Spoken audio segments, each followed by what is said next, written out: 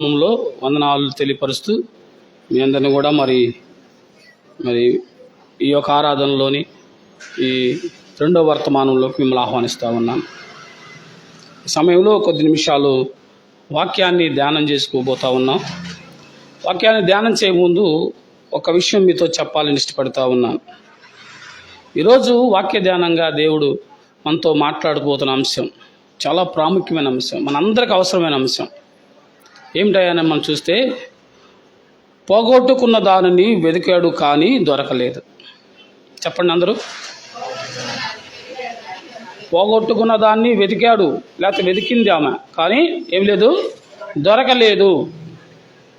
కాబట్టి జీవితంలో మనం చాలా పోగొట్టుకున్నాం. లోక సంబంధమని దొరుకుతాయి. అయితే దేవుడు నీకు ఇచ్చిన రక్షణ, నీకు ఇచ్చిన ఆధిక్యత, నీకు ఇచ్చిన తలంతు, దేవుడు నీకు ఇచ్చిన దాన్ని నువ్వేం చేయాలంటే భద్రంగా పట్టుకోవాలి. నువ్వు లోకంలో దేన్ని విడిచిపెట్టినా పర్వాలేదు, చివరికి ప్రాణం విడిచిపెట్టినా పర్వాలేదు, దేవుని కొరకు నిలబడి. కానీ దేవుడిచ్చిన దాన్ని ఏం చేయాలంటే భద్రంగా పట్టుకోవాలి. ఎట్టి పరిస్థితుల్లో దీన్ని మాత్రం జార విడుచుకోకూడదు. జార విడుచుకున్నామంటే మళ్ళా పొందుకోవడానికి ఎట్టి పరిస్థితుల అవకాశం రాదు.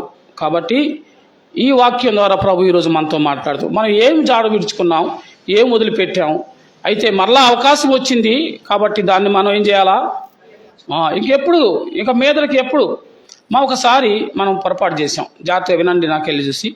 ఒకసారి ఒక పొరపాటు చేసాం, అది పొరపాటు అని తెలిసింది, సరి చేసుకునే అవకాశం వచ్చింది. సరి చేసుకున్నప్పుడు, సరి చేసుకున్న తర్వాత మళ్ళీ ఇంకెప్పుడు కూడా ఆ పొరపాటు ఏం చేయకూడదు కదా. చేస్తే జార విడుచుకుంటాం, దేవుడిచ్చిన అవకాశాన్ని జార విడుచుకుంటాం కదా. ఎవరు జార విడుచుకున్నారు, దానివల్ల అతను పొందుకున్న మరి ఇబ్బందులేంది, దాని ద్వారా దేవుడు మనకు నేర్పించే పాఠాలేంది. ఈరోజు 3 విషయాలు ద్వారా ప్రభు మాట్లాడబోతా ఉన్నాడు. చూడండి, ఆదికాండం 25వ అధ్యాయం మొదటి వచనం నుంచి చదువుకుందాం. పేజీ నెంబర్ 19, ఆదికాండం 25వ అధ్యాయం వచనం 21 నుండి. ఇస్సాకు భార్య గొడ్రాలు గనుక అతడు ఆమె విషయమై యెహోవాను వేడుకొనెను. యెహోవా అతని ప్రార్థన వినిన గనుక అతని భార్య అయిన రిబ్కా గర్భవతి అయ్యెను. ఆమె గర్భంలో శిశువులు ఒకరితోనొకడు పెనుగులాడును గనుక ఆమె ఇలాగైతే నేను బ్రతుకుట ఎందుకని అనుకొని ఈ విషయమై యెహోవాను అడుగు వెళ్ళెను. అప్పుడు యెహోవా ఆమెతో ఇట్లనెను, 2 జనములు నీ గర్భములో కలవు, 2 జనపదములు నీ కడుపులో నుండి ప్రత్యేకంగా వచ్చును. ఒక జనపదము కంటే ఒక జనపదము బలిష్టమై ఉండును, పెద్దవాడు చిన్నవానికి దాసుడగును అనేను. ప్రార్థన చేసుకుందాం. పరిశుద్ధుడైన నా తండ్రి, నీ ఘనమైన నామం కొందలు ప్రభా, ఈ సమయంలో కొద్ది నిమిషాలు వాక్యాన్ని ధ్యానం చేస్తూ ఉన్నాం. మనుషుల్ని మరుగు చేసి మాతో మాట్లాడమని మా రక్షకుడైన యేసుక్రీస్తు నామమున అడుగుతున్నాను తండ్రి, ఆమేన్. ప్రభునందు ప్రియులారా, ఇప్పటికే మీకు అర్థమై ఉండొచ్చు, ఒక కుటుంబంలో అప్పటికే ఆ కుటుంబంలో పిల్లలు లేరు. ఎవరు వాళ్ళు? ఇస్సాకు, తన భార్య ఎవరండి? రెబ్కా. ఇస్సాకు భార్య రెబ్కా వివాహమైంది, చాలా సంవత్సరాలు గడిచిపోయింది, ఆమెకి ఎవరు లేరట, పిల్లలు, సంతానం లేదు.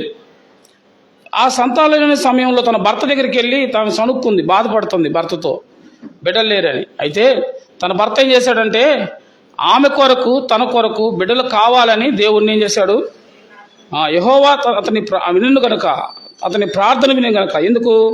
ఇస్సాకు తన భార్య గొడ్రాలుగా కనుక అతడు ఆమె విషయమై యెహోవాను వేడుకొనెను. యెహోవా అతని ప్రార్థన వినెను కనుక అతని భార్య అయిన రిబ్కా గర్భవతి అయింది. ఇక్కడ మీరు ఒక సంగతి బాగా గమనించాలి. ప్రధానమైన అంశం చెప్పుకుంటూ మనం పక్క కొన్ని విషయాలు మనకి ఆశీర్వాదాలు లేకపోతే దేవుడి హెచ్చరికలు వస్తాయి. ప్రధానమైంది పోగొట్టుకున్న దానిని వెతికాడు కానీ దొరకలేదనేది ప్రధానమైన అంశం. అయితే ఇక్కడ మనం వెళ్ళే సమయంలో దేవుడు కొన్ని మనకి హెచ్చరికలు లేకపోతే కొన్ని మనకి మేల్కొల్పునిచ్చే లేకపోతే ప్రోత్సహించే మాటలు కూడా ప్రభువు మాట్లాడుతూ ఉన్నాడు. ఇసాకు భార్య గొడ్రాలు గనుక అతడు ఆమె విషయమై యెహోవాను వేడుకుంటే యెహోవా అతని ప్రార్థన వినెను. కనుక అతని భార్య రిబ్కా ప్రార్థించాడు, గర్భవతి అయింది. ఇప్పుడు ఆమె గర్భంలో ఎంతమంది ఉన్నారు చూసారా? దేవుని పని ఆలస్యమైంది. అబ్రహాము తన తండ్రి ఎవరు? ఇసాకు తండ్రి అబ్రహాము విషయంలో కూడా ఇసాకు పుట్టడానికి ఎంతకాలం పట్టిందమ్మా? ఎన్ని సంవత్సరాలు పట్టింది చెప్పలేంటి? దేవుడు పిల్లలు ఇస్తానన్న తర్వాత సుమారుగా 25 సంవత్సరాలు టైం పట్టింది. 75వ ఏట దేవుడు వచ్చి వాగ్దానం చేశాడు. 100వ ఏట పుట్టాడు. అబ్రహాముకు 75వ ఏట వచ్చి దేవుడు దర్శించి మీకు పిల్లలు పుడతారని చెప్పాడు. ఆయన నీకు జనాన్ని ఇస్తాను, నీ కడుపులోంచి జనం వస్తారు, అనేక మందికి నువ్వు తండ్రి అవుతావని చెప్పాడు. 24 సంవత్సరాలు ఎదురు చూశాడు, పిల్లలు కలగల. చివరి సంవత్సరం అయిన 99వ ఏట దేవుడు మరలా వచ్చి దేవుడు అబ్రహాము ఇచ్చిన ఆతిథ్యాన్ని స్వీకరించి మీదటకు ఈ సంవత్సరం నేను వచ్చే సమయానికి మీ చేతులు ఎవరుంటారు? కుమారుడు ఉంటారని ఆశీర్వదించెళ్ళాడు. కాబట్టి తన తండ్రి అయిన అబ్రహాము జీవితంలో కూడా బిడ్డల విషయంలో ఆలస్యమైంది. దేవుడు వాగ్దానం చేశాడు కానీ ఆ వాగ్దానం ఆలస్యమైంది మనకి లోక సంబంధమైన అబ్రహాముకు ఆలస్యమైంది, లేకపోతే నీకు నాకు ఆలస్యమైంది. కానీ దేవుడు ఆలస్యం చేసేవాడు కాదు. దేవుడి నిర్ణయం ఆ సంవత్సరంలో ఇవ్వాలని, కాబట్టి ఆయన అప్పుడే ఇచ్చాడు. కాకపోతే మనం అర్థం చేసుకోలేక అది ఆలస్యం అంటున్నాం. అట్లాగే నా జీవితంలో కూడా దేవుడికి ఒక ప్రణాళిక, ఒక నిర్ణయం ఉంటుంది. ఆయన ప్రణాళికని బట్టి, ఆయన సమయాన్ని బట్టి, ఆయన కాలాన్ని బట్టి ఆయన పనిచేస్తాడు. మనం ఏమనుకుంటామంటే మన మానవుడికి ఎంత తొందరపాటు అంటే మనకు అన్ని తొందరే, అన్ని విషయాలు తొందరే కదా. మనం ఏది కూడా ఓర్చుకొని ఉండడం చాలా తక్కువ, సహనం కలిగి ఉండడం చాలా తక్కువ. కాబట్టి తొందరపాటు నిర్ణయం వల్ల ప్రమాదం. తొందరపడకూడదు. ఎందుకంటే దేవుడి యొక్క ప్రణాళికను నువ్వు వాక్యం ద్వారా ప్రభు మాట్లాడినప్పుడు విన్నప్పుడు నువ్వేం చేయాలా?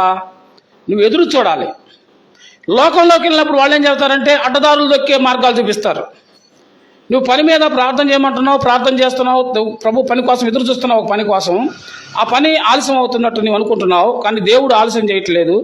బయట ఉన్న వాళ్ళకి, స్నేహితులకి, బంధువులకి, ఇతరులకు చెప్పినప్పుడు వాళ్ళు ఏం చేస్తారంటే, నిజమా ఇంతకాలం ఎదురు చూస్తున్నావా? ఇది కాదు, ఇంకో మార్గం ఉంది, ఈ మార్గంలో వెళ్ళు, తొందరగా పని అయింది అంటారు కదా. దానివల్ల వెళ్తే ఏమైంది? చాలా ప్రమాదం కదా. అదే జరిగింది అబ్రహాం జీవితంలో. ఆలస్యమైందని వాళ్ళు అనుకొని శారా ఏం చేసింది? తన దాసిని తీసుకెళ్ళి అబ్రహాంకి ఇచ్చింది.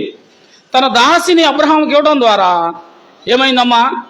దేవుని ప్రణాళికలో లేని వ్యక్తి, అన్వాంటెడ్ ప్రొడక్ట్ వచ్చిందంతే. ఆ ప్రొడక్ట్ ఇప్పటికీ కూడా యుద్ధాలు జరుగుతూనే ఉన్నాయి, మనందరికీ తెలుసు కదా. కాబట్టి దేవుని ప్రణాళికని గుర్తెరిగి తట్టు మన హృదయం సిద్ధం చేసుకోవాలి. వాక్యం ద్వారా ప్రభు మాట్లాడతాడు, అమ్మా నువ్వు ఎలా ఉండాలి, నీ జీవితం ఎలా ఉంది, దేవుడు నీతో మాట్లాడతాడు, నాతో. ఆయన మాట్లాడే దేవుడు. అయితే నువ్వేం చేయాలంటే వినగలిగే చెవులు, గ్రహించగలిగే జ్ఞానం, ఏమండి స్వీకరించే మనసు నీకు ఉండాలి. నువ్వు సిద్ధపడి రావాలి, వినటానికి సిద్ధపడాలి, దాన్ని స్వీకరించడానికి సిద్ధపడాలి, దాన్ని నువ్వు అర్థం చేసుకోవడానికి జ్ఞానం ఇవ్వమడగాలి. సొలొమోను జ్ఞానం అడిగా, అయ్యా నీ ప్రజలు, నీ విస్తారమైన ప్రజలను ఏలడానికి నాకు జ్ఞానం ఇవ్వమన్నాడు కదా.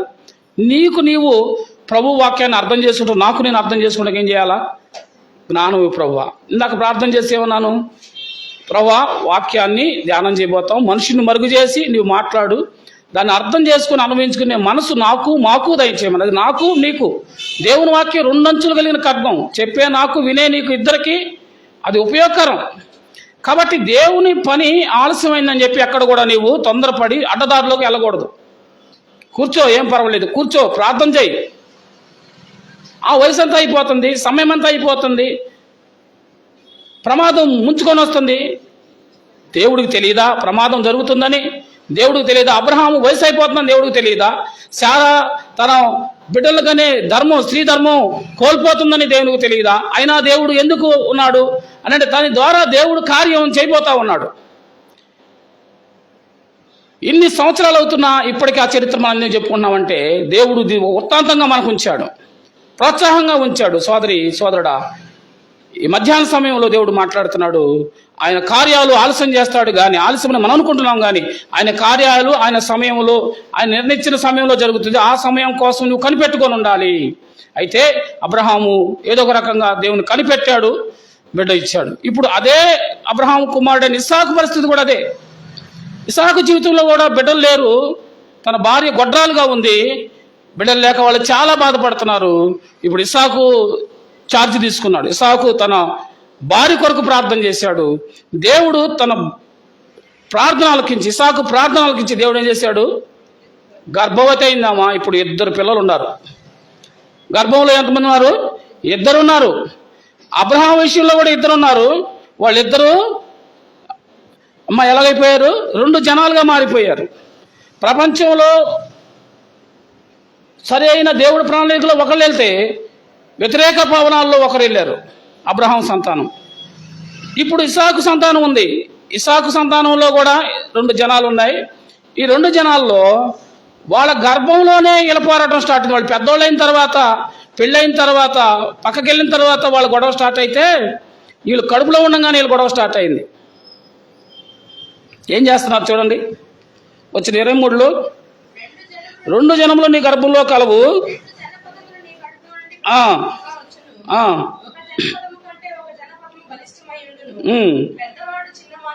పెద్దవాడు చిన్నవానికి దాసుడు అవ్వాలి దేవుడు అంటే నిర్ణయించేశాడు. కానీ పెద్దవాడికి ధర్మశాస్త్రం ప్రకారం, ఆ దినాల్లో ఉన్న ఆ నియమం ప్రకారం, ఆ దినాల్లో ఉన్న పద్ధతి ప్రకారం పెద్దవాడు జ్యేష్ఠుడు. జ్యేష్ఠత్వం అనేది దేవుడిచ్చే ఆధిక్యత. మీరు జాగ్రత్తగా వినాలి. పెద్దవాళ్ళకి దేవుడు ఆధిక్యత ఇస్తాడు. పెద్దవాళ్లకు ప్రత్యేకమైన జ్యేష్ఠత్వం. జ్యేష్ఠత్వం అంటే ఏంటంటే తండ్రి ఆస్తిలో మొదటి ఫలంగా జ్యేష్ఠుడిగా ఉన్న వ్యక్తికి ఆస్తి మొత్తంలో సగం భాగం వెళ్ళిపోవాలి. మిగతా సగం 10 మంది అవుని 20 మంది పిల్లలని మిగతా పంచుకోవాల్సిందంతే. అంటే జ్యేష్ఠత్వానికి దేవుడిచ్చిన ఆధిక్యత అది. అంటే లోక సంబంధమైన విధానం అది. మాత్రమే కాదు, దేవుడు జ్యేష్ఠుడిని కోరుకుంటాడు. పాత నిబంధనలో జ్యేష్ఠులనే కోరుకున్నాడు. కానీ జ్యేష్ఠులు వాళ్ళు మాట వినకపోవడాన్ని బట్టి, వాళ్ళ అవిధేయతను బట్టి వాళ్ళు కనిష్ఠుల్ని ఎంచుకున్నారు. కాబట్టి దేవుడు నీకు ఇచ్చిన అవకాశాన్ని నువ్వు ఉపయోగించుకుంటే దేవుడు నిన్ను వాడుకుంటాడు. నన్ను కాదులే, నాకు కాదులే, నేను కాదులే అని అశ్రద్ధ చేస్తే ఎవరికి వెళ్ళింది? తర్వాత దాటుకుంటే ఎక్కడికి వెళ్ళింది? దావీదు దగ్గరికి వెళ్ళింది. 8 మంది సంతానంలో పెద్దోళ్ళు, మంచి ఆజానుభావులు, అందగాళ్ళు, సైన్యంలో వాళ్ళు నాయకులుగా ఉన్నారు, వాళ్ళు సైన్యంలో గొప్ప జాబులో ఉన్నారు రాజు దగ్గర. కానీ ఏమండి, సౌలు చేతులారా తన్నుకోవటం వల్ల, ఇచ్చిన పని నమ్మకంగా చేయకపోవటం వల్ల అది ఏమైంది? కనిష్ఠుడైన దావీదు దగ్గరికి వచ్చింది. జాగ్రత్తగా వినండి. దేవుడు నీకు అప్పగించిన పనిని నమ్మకంగా చేయాలి, బాధ్యతగా చేయాలి. మనం ఎలా ఉండాలట? బలా నమ్మకమైన దాసుడా, దాసురాలా అనాలా దేవుడు. కాబట్టి 2 జనాలు నీ కడుపులో ఉన్నాయి. పెద్దవాడు చిన్నవానికి దాసుడు అవుతాడని ఎవరికి చెప్తా ఉన్నాడు ఈ మాటలు? అండి, ఇస్సాకు భార్యకి ఈ విషయం దేవుడు ముందుగానే తెలియపరిచాడు. ఏమో తెలుసు. కాబట్టి ఈమె ఏం చేస్తుందంటే చిన్న కుమారుడి విషయంలో జాగ్రత్త వహిస్తూ ఉంది. చిన్న కుమారుడు దేవుడు ఎందుకు చేసుకున్నాడని ఆమెకు తెలుసు. ఇప్పుడు పిల్లలు పుట్టారు. పుట్టేటప్పుడే ఏం జరిగిందండి చూడండి, వచ్చిన 24 నుంచి. ఆమె ప్రసూతి కావలసిన దినములు నిన్నప్పుడు ఆమె గర్భమందు కవలవారు ఉండ్రి. మొదటివాడు ఎర్రని వాడుగాను బయటికి వచ్చెను. అతడు ఒళ్ళంతయు రోమ వస్త్రం వలె ఉండెను కనుక అతనికి ఏశావు అను పేరు పెట్టెను. తరువాత అతని సహోదరుడు బయటికి వచ్చినప్పుడు అతని చెయ్యి అమ్మా ఏం చేశాడు? గర్భంలో నుంచే మడివిని పట్టుకొని రెడీగా ఉన్నాడు. ఒరే, దేవుడు ప్రణాళికలో నేను ఉన్నాను రా బాబు, నువ్వు ముందు బయటికి వెళ్తున్నావు, నువ్వు బయటికి వెళ్ళి నిన్ను వదిలిపెట్టను నేనే అని చెప్పి ఏమండి యాకోబు ఏం చేస్తున్నాడు? అన్న మడిని పట్టుకొని బయటకు వస్తున్నాడు. ఈ తల్లి చచ్చిపోతుంది బిడ్డలను కలలేక. వీళ్ళు కడుపులోనే కొట్టుకుంటున్నారంట కదా, కడుపులోనే వీళ్ళు గొడవ స్టార్ట్ అయింది. నేను భరించలేకపోతా ఉందంటుంది ఆమె కదండి. వాడు ఏం చేస్తున్నాడు, తల్లి గర్భంలోంచి లోకం వచ్చేటప్పుడే యాకోబు అన్న మడిని పట్టుకొని వచ్చాడు. వాడు నువ్వు ముందు ఎక్కడికి వెళ్తావు, దేవుడు ప్రణాళికలు నేనున్నానని గర్భంలోనే గుర్తెరిగి తన పనిని ప్రారంభించాడు యాకోబు. సోదరుడా సోదరి, అయితే ఏం జరిగింది చూడండి.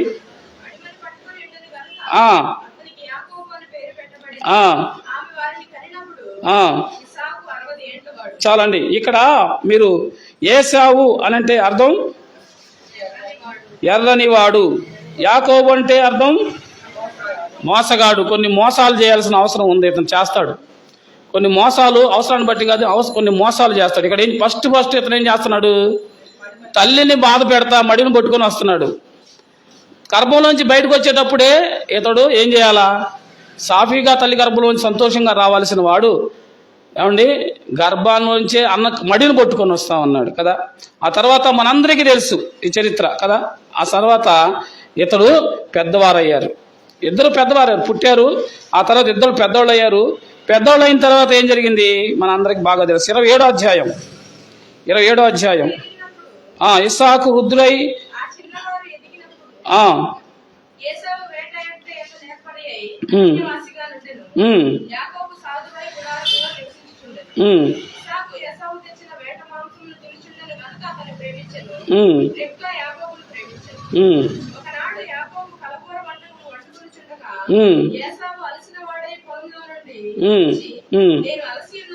నేను అలసి ఉన్నాను, ఆ ఎర్రగా ఉన్న దానిలో కొంచెం నాకు పెట్టమని అడిగాను. ఏదట అతని పేరు ఎన్నో వచ్చిన, అది 30వ వచనం. అతని పేరు ఏందట, ఏదోము అనబడింది. ఎందుకు ఏదోము అనగా ఎర్రనివాడు. కాబట్టి ఒకరోజు ఏం జరిగిందంటే, తండ్రి ఏమో మాంసప్రియుడు, ఎవరు ఇస్సాకు భోజన ప్రియుడుగా కాబట్టి ఇప్పుడు పెద్దవాడేమో ఏశావు వేటాడేవాడు, అడవికి వెళ్ళి వేటాడేవాడు. చిన్నవాడు యాకోబు ఏం చేస్తున్నాడు, యాకోబుకు తెలుసు కదా ఏం చేస్తే మరి ఆ జ్యేష్ఠత్వం వస్తుందో. తల్లి చెంగు పట్టుకొని తల్లి పక్కనే తిరుగుతూ ఉన్నాడు. పెద్దోడేమో అడవిలోకి వెళ్ళి జంతువులు వేటాడడం, కావాల్సిన వండుకొని తినడం, తీసుకొచ్చి వాళ్ళ అమ్మకి వాళ్ళ నాన్న కూడా పెట్టడం జరుగుతూ ఉంది. వాళ్ళ నాన్న సంతోష పెడతా ఉన్నాడు తండ్రికి పెట్టి. ఇక్కడ చిన్నోడేమో తల్లి పక్కనే ఉండి చక్కగా వంట చేయడం నేర్చుకున్నాడు. తల్లి చెంగు పట్టుకొని కూర్చొని వంట చేయడం నేర్చుకున్నాడు. ఒకరోజు ఏం జరిగిందంటే, ఏశావు వేటకెళ్ళాడు. కష్టపడి ఎంతో తిరిగాడు, అలసిపోయాడు, ఎక్కడ ఏమి దొరకలా. వచ్చేలేకే యాకోబు ఏం చేస్తున్నాడమ్మా, యాకోబు ఇంటి దగ్గర కూర్చొని చక్కగా వంట చేసుకుంటాడు. ఏం వంట అది, కలగూర వంట, దాన్ని చిక్కుడుకాయలు వంట కూడా అంటారు కదా. ఈ వంట చూడ్డానికి కళ్ళకు చాలా రమ్యంగా కనపడేటట్టుగా ఉంది కదా. మీరు కూడా సహోదరి బిర్యానీ చేసినప్పుడు గార్నిష్ చేసి ఐటమ్స్ అన్ని చేసి చూస్తేనే తినాలనిపించింది కదా. ఏదేవో తీసుకు చేస్తూ ఉంటుంది. ఏందమ్మా ఈ తర్వాత చూడన్నా అనేది కదా. కాబట్టి అందంగా, చూడ్డానికి అందంగా ఉంది, వాసన బాగుంది. ఇక ఇప్పుడు మనసు ఆకలితో వచ్చి అదేంద్రా ఎర్రగా బాగుంది, అది నాకు కొంచెం పెట్టు అన్నాడు. రెడీగా ఉన్నాడు, ఎప్పుడెప్పుడు నన్ను సహాయం అడుగుతాడో నేనేం చేయాలా, బేరం పెట్టాలని రెడీగా ఉన్నాడు. ఎవరు, యాకోబు. సమయం రానే వచ్చింది. ఇప్పుడు ఏమన్నాడంటే, అమ్మ నేనెందుకు పెడతాను, నేను కష్టపడి తయారు చేసుకున్నాను, ఊరికే పెట్టను అన్నాడు. మరి ఏం కావాలా, నీ జ్యేష్ఠత్వం ఉందే అది నాకు ఇస్తే ఈ కూర నీకు ఇస్తాను అన్నాడు. మరి అంతేనా, నువ్వు పెద్దోడుగా ఉండాలనుకుంటున్నావు అంతేనా, తీసుకో, అదెంత భాగ్యం, జ్యేష్ఠత్వమే కావాలి, నువ్వే పెద్దోడుగా ఉండు, నాకేం బాధ లేదు, ముందు ఆకలి అవుతుంది, సత్యేలాగా ఉన్నాను, నాకేం పెడతావు, ఆహారం పెట్టు. అది తిన్నాడు. ఏం చేశాడు, తన జ్యేష్ఠత్వాన్ని కోల్పోయాడు, అమ్ముకున్నాడు.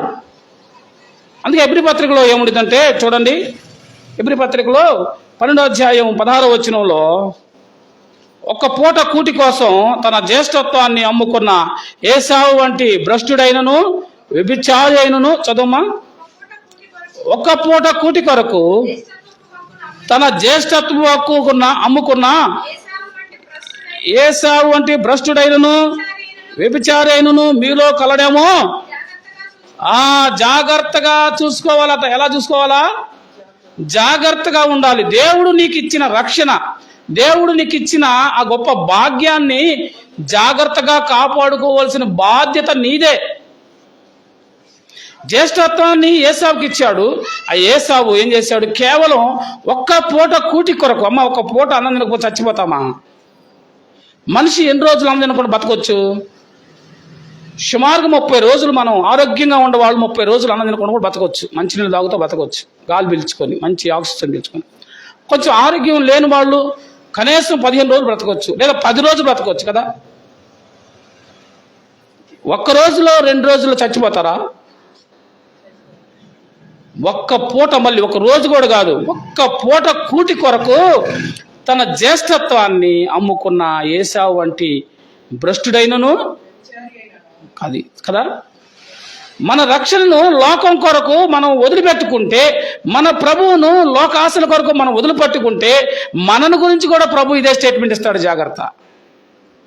లోకం పాపంతో నిండుంది, లోకం శాపంతో నిండుంది, లోకం విచ్చలవిడితనంతో నిన్నుంది. కాబట్టి నీకు ఇచ్చిన రక్షణ, నువ్వు పొందుకున్న దేవుణ్ణి విడిచిపెట్టి లోకం కొరకు వెళితే మనం ఏం కోల్పోతాం? రక్షణ కోల్పోతాం. రక్షణ ఆనందాన్ని కోల్పోతాం. ముఖ్యంగా ఏం కోల్పోతాం? రక్షణ ఆనందాన్ని కోల్పోతాం కదా. లోకంలో కొంత మనకి సంతోషం అనిపించిద్దమ్మా కదా.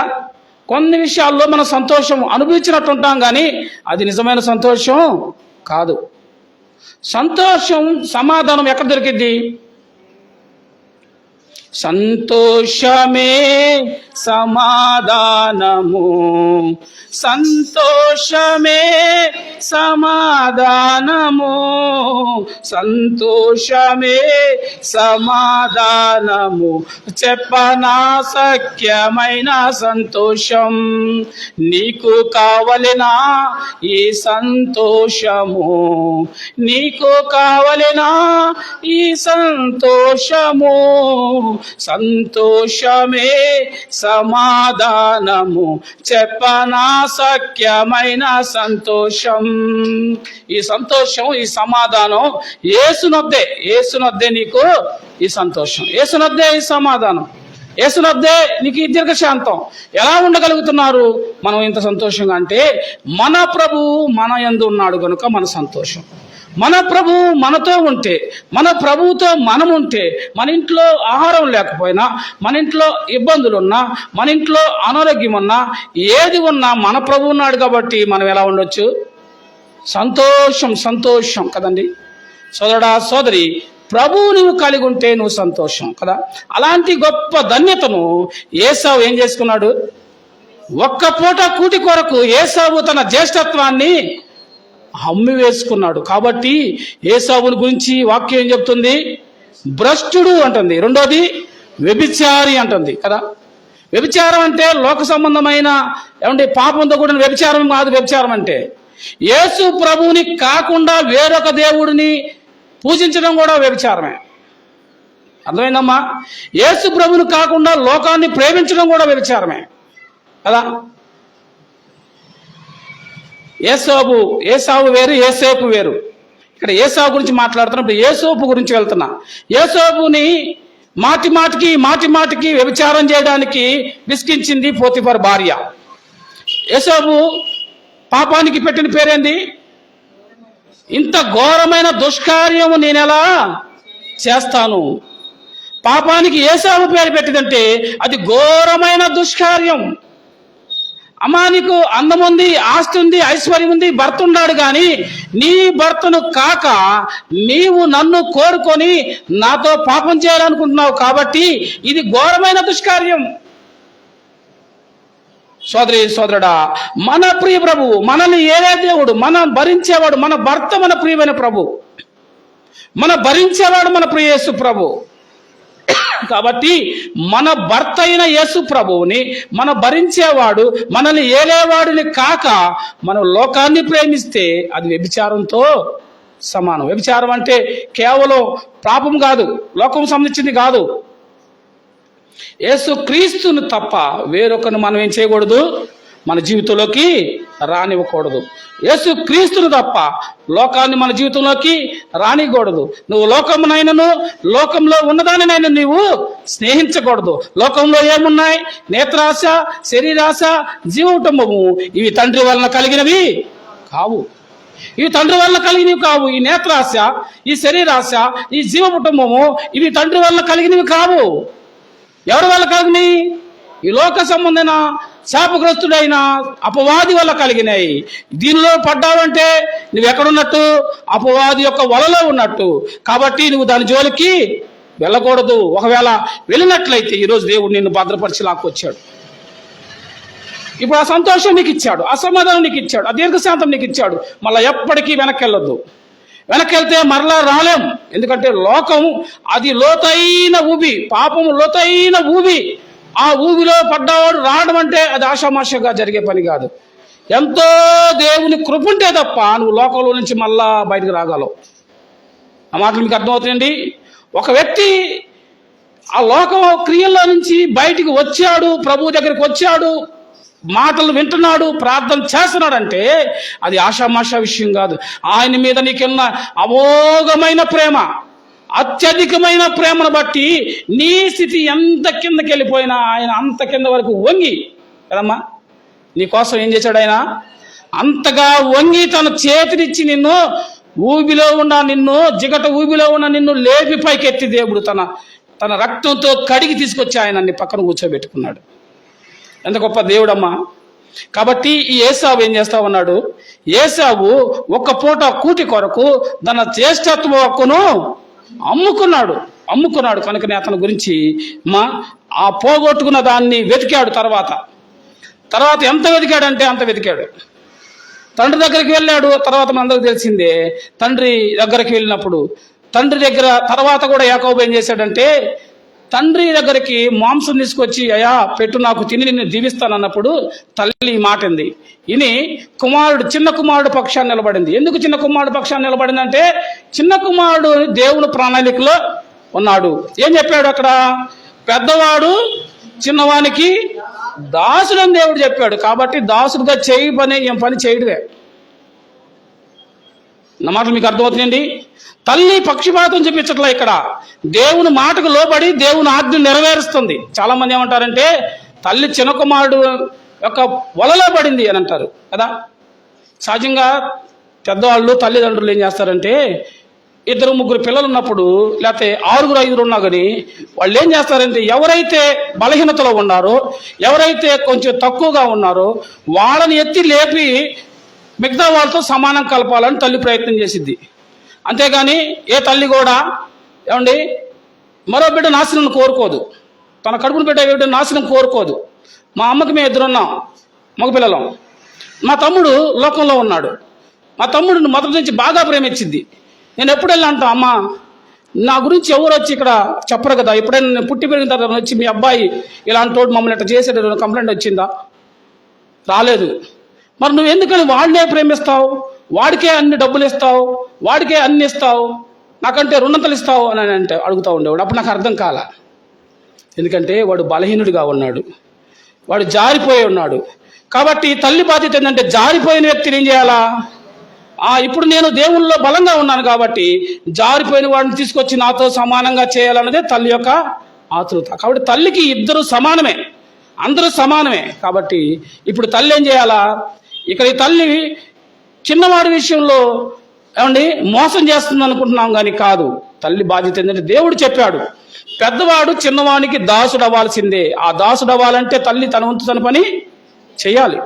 జ్యేష్ఠత్వ హక్కును తనంతటి తానే చేతులారా జాడ విడుచుకున్నాడు ఏసావు. రెండోది, దీవెనలు ఆశీర్వాదాల విషయంలో తల్లి పాత్ర మొదలైంది. అన్న వేటకెళ్ళాడు ఏసావు. తల్లి మాట విని కుమారుడిని సిద్ధం చేసింది, మంచి వేట మాంసం తయారు చేసింది. అతను రోమాలు కలిగినాడు కాబట్టి అతను ఒంటికి కొన్ని రోమాలు అతికిచ్చింది. అతను బట్టలు వేసింది, తన దగ్గరికి వెళ్ళింది, తన దగ్గరికి పంపించింది. తన దగ్గరికి వెళ్ళి మారు వేషంలో వెళ్ళి నేనే ఏసావునని యాకోబు అబద్ధం చెప్పి తండ్రి దగ్గర